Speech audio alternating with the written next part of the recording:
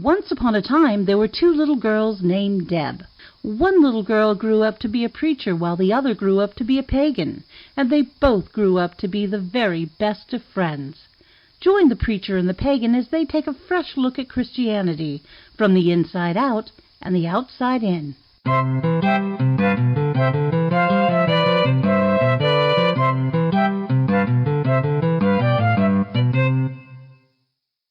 Welcome to The Preacher and the Pagan. I'm Deb Bodwin. Who's on the other end?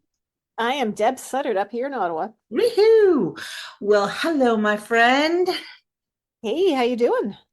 I am doing great. We're only a couple of days late, but we both had a couple of crazy days happening recently. Life happens. Life happens. Well, we have a fantastically interesting topic, at least for us, we hope for the listener too. So if I can try to explain what I think we're going to be talking about, Sud, basically, if you're talking to someone who has an opposing view and you're both reasonable and having a logical conversation, you need to make sure you're at the same starting point. What Kat and I call square one. You know, we need to make sure that we're both starting from the same basic understanding. As a pagan and Deb as an evangelical Christian, we both talk to a lot of people who have concerns with our points of view. And well, go ahead. Can you just riff on what we were talking about earlier about what happens when you talk to someone who's not starting from the same starting point? Yeah, I think also looking at the original argument that someone else might have, like I was talking a bit about how no matter how good your process is, if you don't start at a good place, like if your understanding is not pretty on target. No, that's all. That sounds very judgmental. But if you don't start at a good place, your entire argument basically goes nowhere. I was talking about a friend of mine who has decided to move from Christian faith to very strongly atheist, not interested in Christianity at all.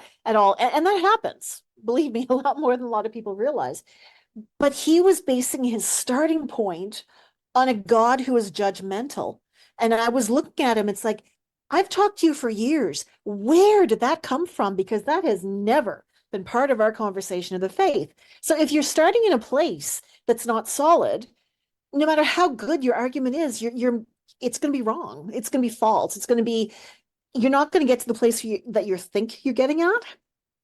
And that sounds a little rambling, but you know what I mean? Mm-hmm. Like if you got a misperception to start with, like in my tradition, there was actually, I was reading an actor the other day, his bio, and he said, I don't believe in a man living in the sky. That's why I don't believe in Christianity. And I'm like, I don't know any thinking Christians who actually believe in a man living in the sky. That's Zeus. That's not God. So again, a misperception. And I mean, this man is brilliant. I quite respect his work and his art. But that one starting place just negates everything he says afterwards. And it's so frustrating to have these conversations. And then in the inverse, I've had so many wonderful conversations with people who have originally been very anti-Christian. And at the end of a few years of conversation with these folks, they do not have my faith, and they have a little more respect than they did before. I have had the same experience as a pagan with people. You know, it's usually with more conservative Christians, but sometimes people of other faiths too, or no faith. And the big one for pagans is usually you're evil or you're working with an evil force. And it's hard to open a conversation, an intelligent and honest conversation with someone who starts off thinking you're evil. And I think that's what a lot of Christians have to deal with, because unfortunately, of a lot of the historical aspects of the Christian church that has nothing to do with the faith and everything to do with the politics. You're Yeah. dealing with a perception from a large part of the population that thinks Christianity is a force of evil, just like they think pagans are evil. And coming from that point of view, you have an uphill battle. It's like trying to solve an algebra problem. You've got the right formulas, but you've got the wrong data. Yeah. And that no matter how well you work the formula, if you're going in with the wrong numbers, you're never going to get the right solution. So That's it a really good comparison. Like that I think is much clearer than what I was trying to say. Yeah. once in a while, I lean over and I pick up an acorn, honey. You got the degrees, but once in a while, I'm the savant. Oh, that's okay. It works. It works. Right. So I think Kat and I have over 24 years. Just we have developed a system because when we fight, we have a rule: we never go to bed angry. Okay, Right. and I have spent a lot of sleepless nights. But when we have discovered something that is so important, um, we have square one and square two. Okay. And when we are in the middle of a very big fight, the first thing we say is, are we at square one? And square one is, do we love each other? Mm. And that's a yes. And square two is, are we breaking up? Is this conversation going to end in a breakup? And we're both like, no, square two's fine. So at this point, we know that at the end of this conversation, we still love each other. We're still going to be together. So there is a solution in hand. And I think most conversations with people who are opposed to you, you have to have those square ones. Square one, do we respect each other? Square two, do we want to find common ground? And if you have those two squares at the beginning, then you can move through it. But if your initial premise is something of disrespect or something of mistrust, you can never get through that process. I think you didn't pick up one acorn. I think you got a whole basket this time I'm around. telling you what, we're eating acorns tonight. Yeah, you're But good. You're good. No, you're absolutely right. You're absolutely right. I had this years and years ago. I'm a Girl Guide leader up here in Canada, and years ago I had this absolutely brilliant. I mean, I had lots of brilliant teenagers, but I had this one who was a standout, absolutely incredible mind. And she, when we first met, was going to fight me about Christianity all down the road, as only a 14-year-old can. You know, they've got all the answers, they know what's what. By the time this young woman moved on from my group, she had decided that she was going to do, or she wanted to study anthropology, focusing on religion and cultural development. Now, this is just a 4 or 5 year period that which she, as a teenager, that she was in my world, and I don't proselytize. I don't hide who I am and my beliefs, but I don't expect other people to share them either. Just don't disrespect them, but don't like I'm not going to tell you what I think that you should believe.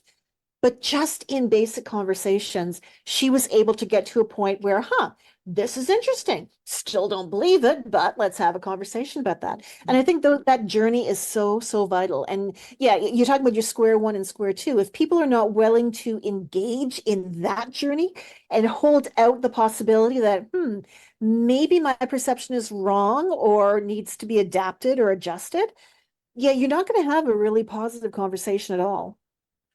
So where this inevitably leads is people are listening to this. You're always going to have someone who is in conflict with what you believe, whether it's religious or political or whatever. Oh, absolutely. And what skills do we as thinking rational people need to develop in order to facilitate these conversations with people who absolutely oppose us?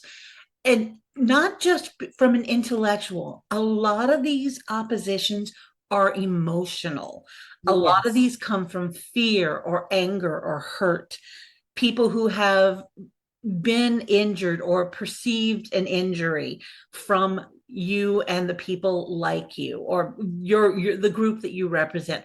Where Mhm. do we start by making these conversations possible? How do we develop trust between opposites? Because in my country right now, this is a huge, huge problem.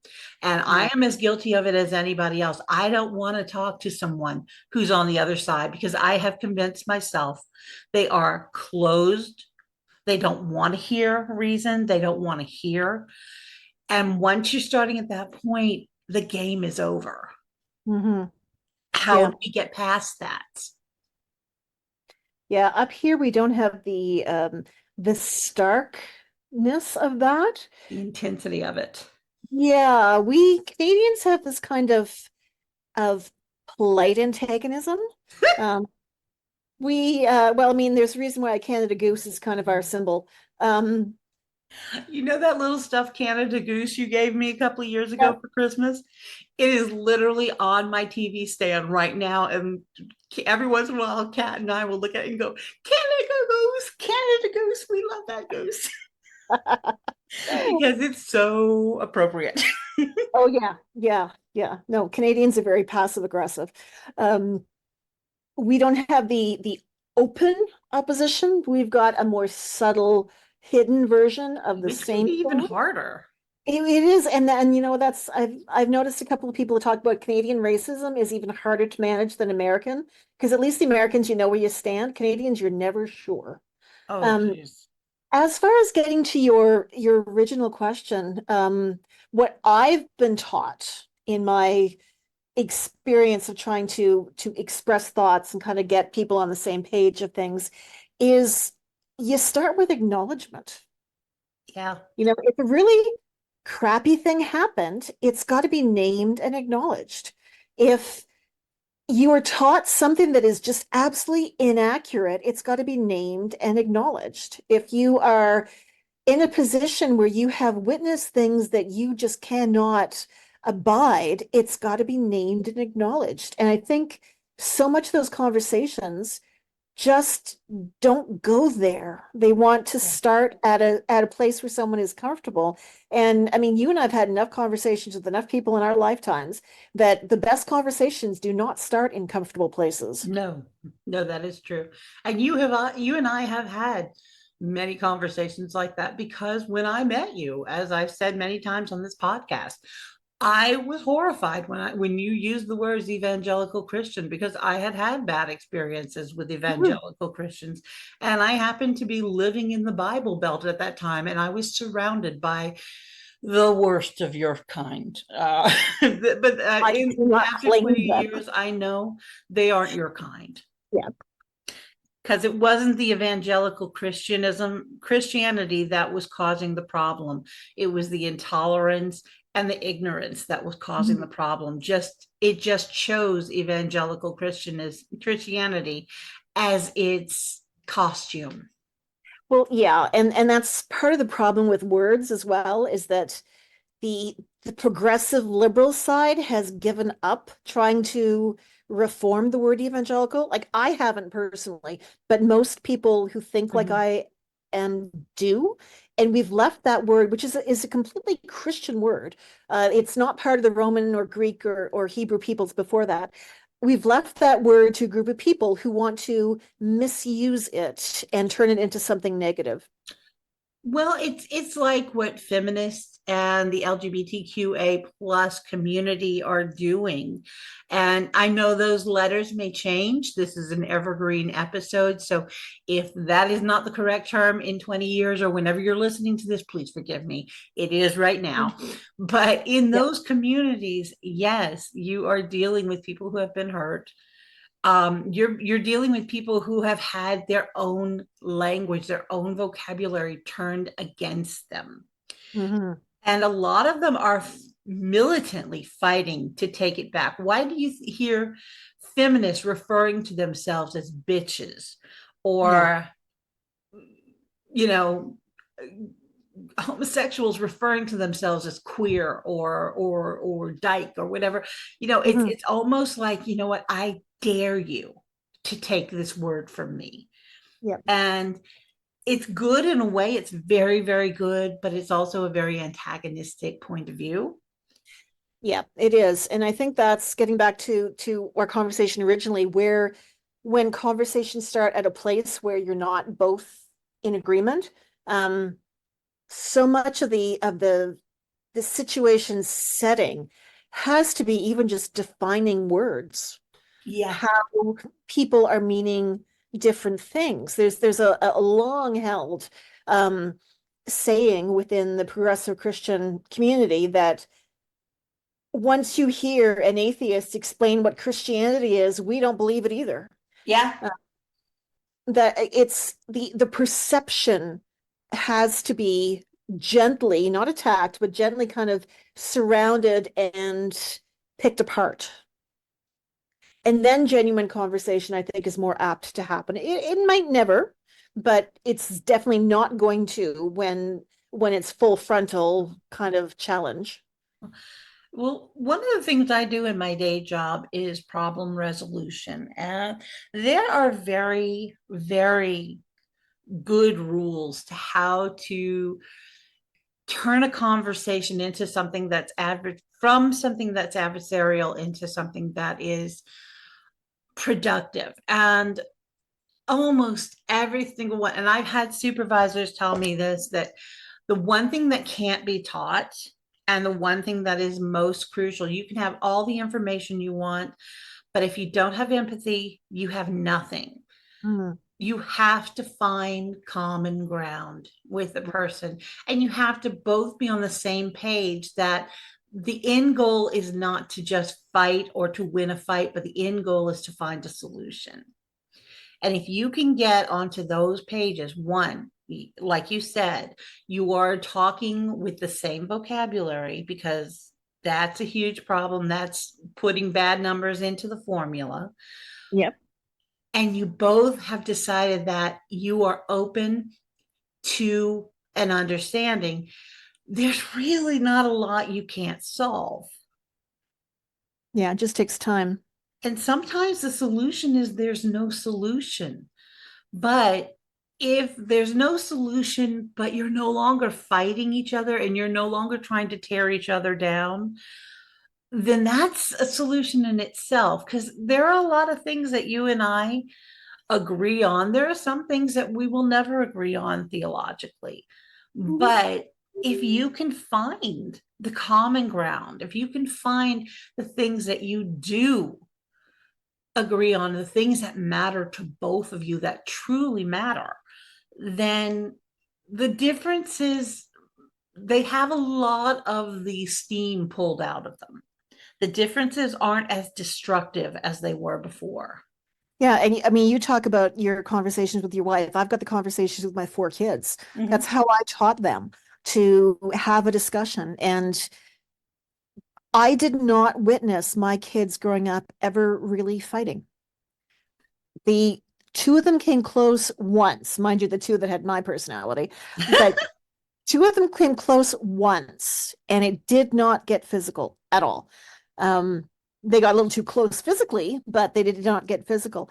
And that is something that I've taught them. And now as adults, I'm watching them deal with conflict between each other where, it's family. So the emotions are higher and the rules of engagement are lower. Yes. Um, but they will continue to work at it and work at it and work at it until we do get to a place of not necessarily resolution, but comfort and acceptance. And it does really matter. But these are people dedicated to finding that place. When you're talking with someone who is dedicated to never finding that place or proving they're not interested in conversation, they're interested in proving that they're right. Yeah. That's a whole other kettle of fish. When you're having conversations with people who don't necessarily agree with you, but they're both open to learning more or open to seeing someone else's perspective. Those are the conversations I find that are the most healthy. And regardless of their starting place, something can happen. Exactly.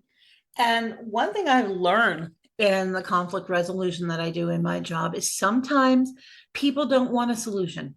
They don't want a solution. They just want to be heard. Yeah. They want to be heard. They want to be empathized with. They want to be respected. And sometimes they just want to be assholes. Yeah. And you have to be able, as a thinking person, to determine what you're dealing with. Are you dealing with someone who is open to this? Are you dealing with someone who just wants to win an argument because people are out there? Yep. Or are you just dealing with an asshole? And I promise you, the assholes are few and far between. Usually it falls between one of the two, the first two. But a lot of times just asking, do we want to find, what are we doing here? Do you want to vent? Because if you want to vent, I will gladly sit here and let you vent. I won't argue back. I won't try to correct you. I'll let you vent. And then once you vent, if you want to, we can have a conversation. And sometimes that's what you need to do. Like you said, a lot of this comes from emotional things, people who have been hurt by the church, people who have had a lot of negative energy about paganism, people who have had a lot of negative imagery about gays or women or men or whatever group it is that you are fearful of or resentful towards.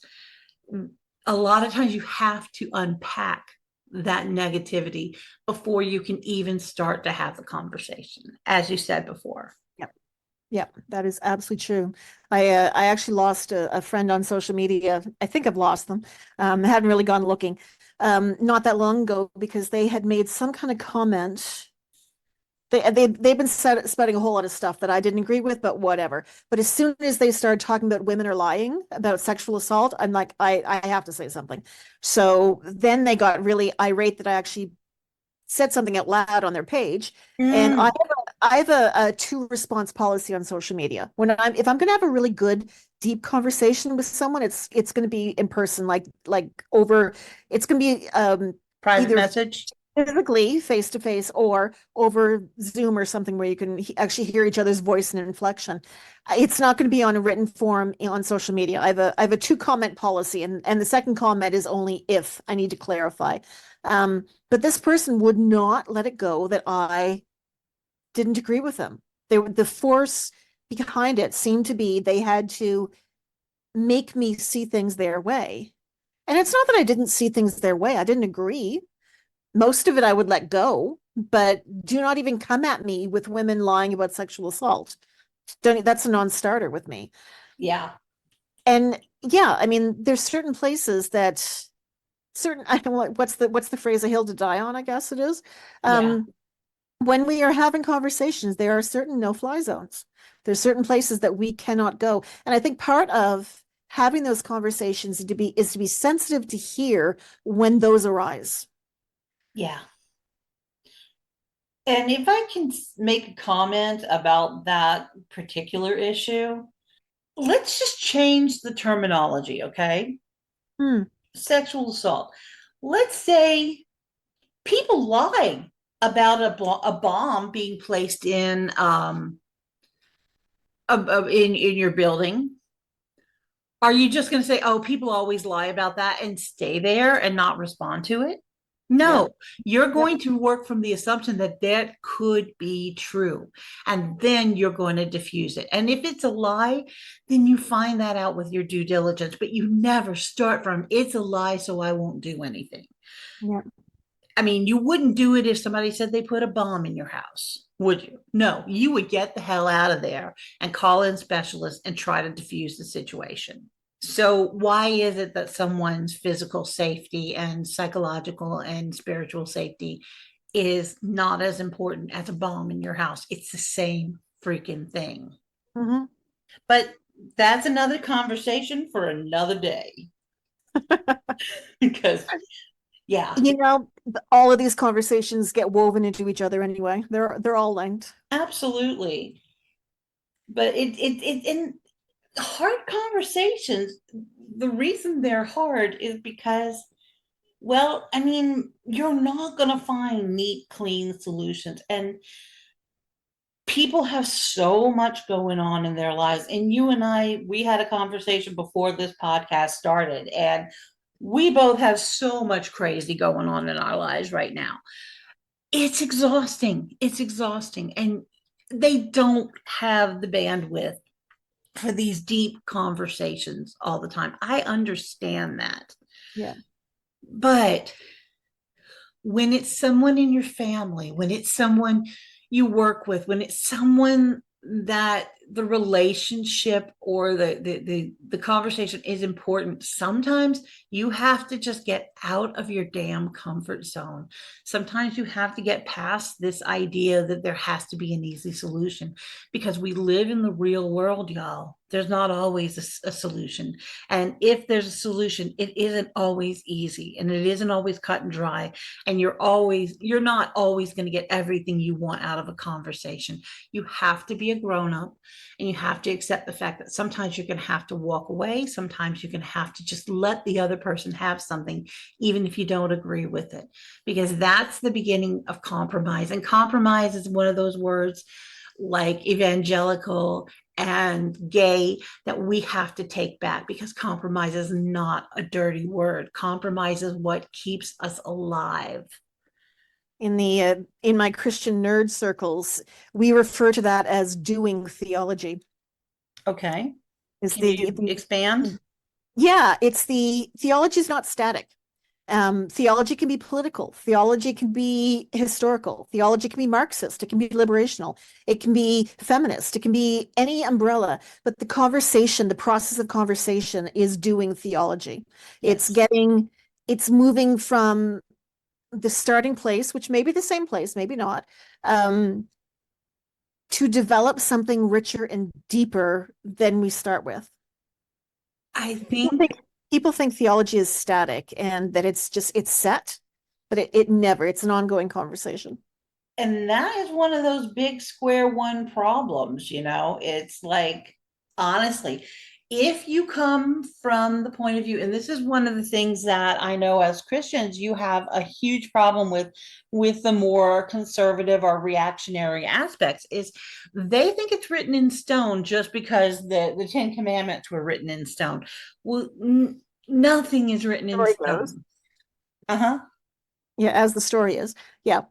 Yeah, no, and that is, I think, one of the challenges I know that progressive Christians really struggle with is this assumption that everything is exact and always has been. Mm-hmm. And one of I mean, I'm not, as you know, I'm not just a theology person and preacher, I'm also a historian. And one of the interesting conversations that has emerged in the last decade is taking another look at the Victorian era and how much of our assumption has been filtered through their armchair theorists, their own assumptions with very little to back it up. How much we do not know about earlier times in history because we only rely on how the Victorian thinkers who ended up being teachers also at Oxford and Cambridge, and it just kind of filtered down from there. How much their theory of life is what we now teach as absolutes in life, without the awareness that that's the era it came from. That's where a lot of the attitude that women have always been docile and princess in a castle, and that knights have always been the ones that save princesses. That's straight up Victorian. That's not medieval. So like these things along the way, and when we get to talk about our faith, our beliefs, people are still being limited by the information the Victorians gave us, which is really only 150, 180 years ago, as they have decided what filters we're going to use for our past and for belief systems and for what we judge as acceptable as not. Another part that's being discussed is the whole burning of witches. A lot of the assumptions actually are not historical. They're Victorian theory. And that really throws off a lot of people who bought into this whole women's Holocaust line of argument. And the work's still being done. There's nothing definitive yet. It's still in process, but it's being done. And it wasn't being done even 20 years ago. Right. Our assumptions need to be remaining assumptions. And if you are a hard line on any conversation, any belief, any political ideology, you are not able to see how actually flexible so much of that is and how much needs to be challenged and questioned. Gets us right back to the beginning. Like, where is the starting point? If you are not willing to recognize that your starting point might need to be adjusted with new information, or with recognizing that you might not have clearly understood the question, are you going to be able to fulfill the discussion in the long run to get to some place that you're further developing? And I don't have any answers to this. These are just historical conversations I'm aware of happening right now. And it's very interesting that we've discussed the Victorian era many times, but one of the things I found interesting is the Victorian era pretty much happened concurrently with the Industrial Revolution. Yep. And one of the things that happened during the Industrial Revolution is very, very similar to what's happening right now. As technology is changing the world. Yep. And it's changing it fast. And people are having a hard time keeping up with the parameter shifts that we are being asked to accept. I mean, the world we live in today we're watching a show from 2006, and the world we are living in today did not even begin to exist back then. There were things like the internet was just still mainframe. You still had to look at this, it was so different. And when things are changing that fast, there are two types of people. There are people who are going to embrace it and just jump on for the ride. And then there are people who are going to dig their feet in and hold on to the old ways as if their lives depend on it. And neither way is that bad. The problem is the people who hold on to the old ways are going to really, really have a hard time. And the people who jump on are going to have a really, really hard time dealing with the emotional and psychological issues of the ones who are holding on. It's like both sides think they're absolutely right. And it's just two ways of dealing with the same issue. Neither way is the absolute right way, because, you don't want to just jump on every craze and lose the baby with the bathwater. But you also don't want to be just opposed to every change that happens. So if you can realize that no matter what side of that spectrum you're on, you're not 100% right, that's a starting point. Yeah, it is. Because nobody is ever 100% right. Yep. So all my kids would technically Except us. No, I won't claim that.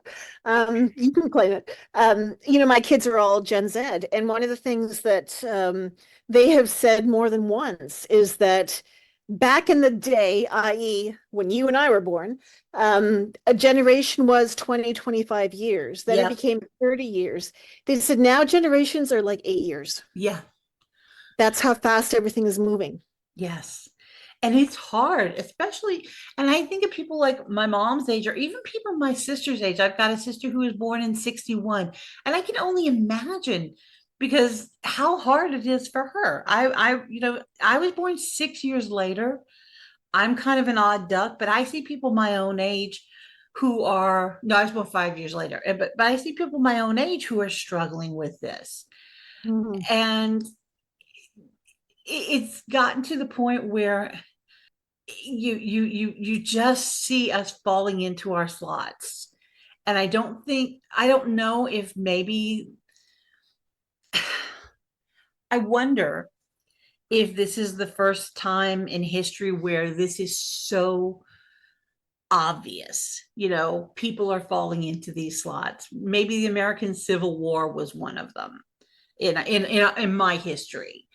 I don't know, but this polarization between those who want to hang on to the pre-existing ways and those who are gung-ho for a new way, I don't think this has happened in our country, in my country, in a long time. Yeah, I'm trying to think in my country. Well, I mean, we could have a whole other conversation on the whole idea of loyalists versus traitors, depending on what side of the border you're on. Um, yeah, I think our excessive ability to communicate instantly around the world definitely has influenced that conversation. Yeah. And again, these are so many topics that we could give so much more time to, and we just don't have the time.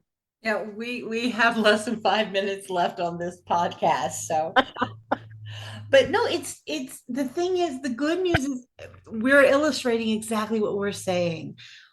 It's not going to be an easy conversation. There's not going to be a set ending. There's not, but the most important thing, so vital to have. I got the steps wrong. Step 1 is, do we love each other? Or in this case, do we care about each other? Do we have basic respect for each other? Step 2 is, are we using the same vocabulary? And step 3, is this conversation going to end in a breakup? In other words, do we want to find a resolution? Are we committed to finding a resolution? And those 3 steps, if you can integrate them in every argument you have, I think you can at least find solutions. And both parties have got to believe those 3 steps. We start from respect. We use the same terminology, and we are not going to get out until we have found at least a compromise or a solution that allows us to maintain our friendship or whatever relationship. Yeah, no, I think those are the 3 pillars of a decent conversation. Yeah, look at us. I say this almost every conversation, but you and I are changing the world. Now we just get people to listen, share this podcast with your friends and family, respond, send us comments, for God's sake. Come on, be part of the conversation. Come on, listeners, we're doing all the work. Yeah, but we're having a bloody good time, aren't we? We are definitely. We'd be having this conversation whether or not this was on record or not. So, would. If you, dear podcast listener, want to be part of the conversation, you can go to the barefootevangelist.ca website. You can leave comments there. We're on YouTube. We're pretty much anywhere you can find podcasts, except for Apple or iTunes, because for some reason they're evil and they will not accept my logo no matter how many times I tried. So we're on Spotify, we're on all these other places. So that's actually a good idea, bringing someone else in the conversation. That could be fun. Yeah, I mean, and let's face it, if you are somebody who listens to us and you have some insights you want to do, or topics that you're interested in us talking about, please let us know, because we are always looking for topics to discuss. Yes, we are. And sometimes when life is as crazy as it has been for the last 2-3 weeks for us, we're like, what the hell are we going to talk about this month? We should have a list, Deb. We should. We keep talking about this. We also had a date of having this done and out by the 15th of every month. We're just not meeting that mark either. No, we're behind the tail, but we are less than 1 minute, and we are going to do better in the future, my friends. Oh, sounds good. Miss Suttard, Deb, my friend. Yes, darling. Until next time.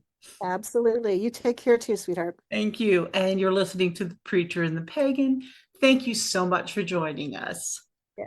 Bye all. Bye. You've been listening to The Preacher and the Pagan with Deborah Suttard and Deborah Bodwin. This podcast is a two-lady podcast production in conjunction with the Barefoot Evangelist. Our producer and sound editor is Catherine Gordon. Our theme music was composed by Deborah Bodwin. You can reach us at thepreacherandthepagan@gmail.com or by visiting our website at barefootevangelist.ca/podcast.